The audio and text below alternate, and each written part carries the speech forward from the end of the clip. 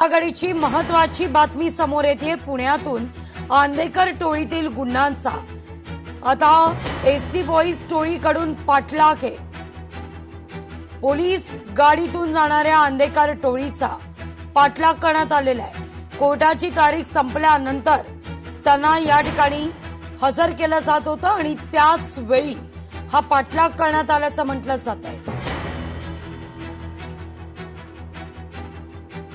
या सगळ्याविषयी अधिक माहिती घेण्याकरता थेट जाऊया चंद्रशेखर भांगे आपले प्रतिनिधी यांच्याकडे। चंद्रशेखर, काय नेमकं हे सगळं प्रकरण आहे?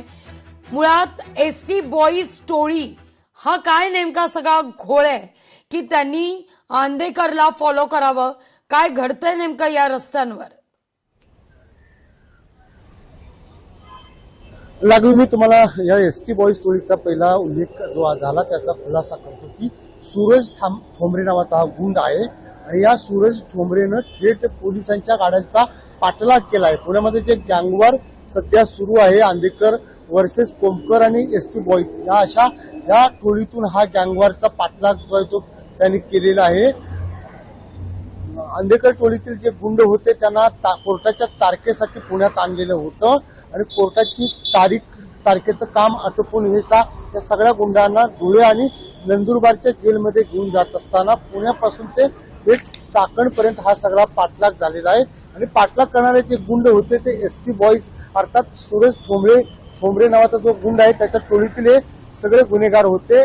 7 ते 8 गुन्हेगार आपल्या खिशाला पिस्टल बांधून, आपल्या कमरेला पिस्टल बांधून या एसटी बॉईज गुंडांनी पाठलाग केलेला आहे।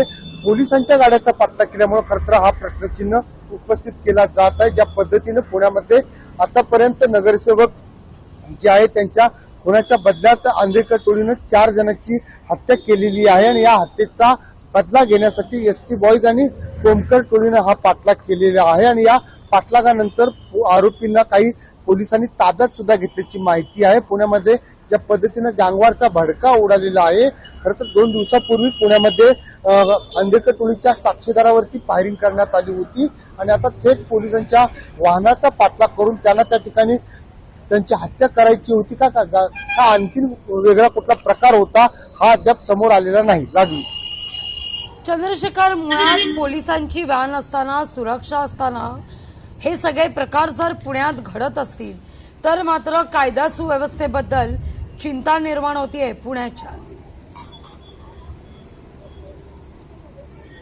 लागवी तुम्ही खरं तर महत्वाचा प्रश्न उपस्थित केलेला आहात। पुण्यामध्ये ज्या पद्धतीनं कायदा आणि सुव्यवस्थेचे झेंडेवडेच निघाले म्हणावं लागेल, कारण पोलीस व्हॅन आहे, पोलिसांच्या व्हॅनामधून ज्या आरोपी आहेत त्यांना तारखेला आणलेलं होतं आणि त्या व्हॅनाचाच पाठलाग झाला।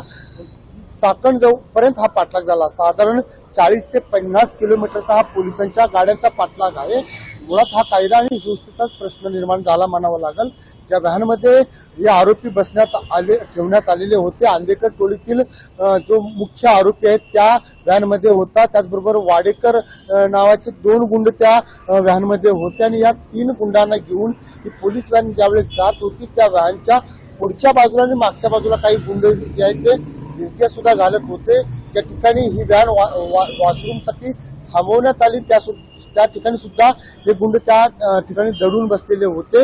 एकंदरीत अत्यंत धक्कादायक आणि भयानक हा सगळा प्रकार पुण्यातील आहे। पुण्यातील पोलिसांच्या गाड्यांचा थेट गुंड जे आहेत ते आता पाठलाग करताना समोर येताना दिसत आहे।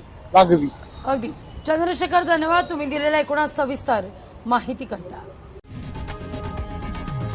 लोकशाही मराठी ऐका, पहा, जागरूक रहा।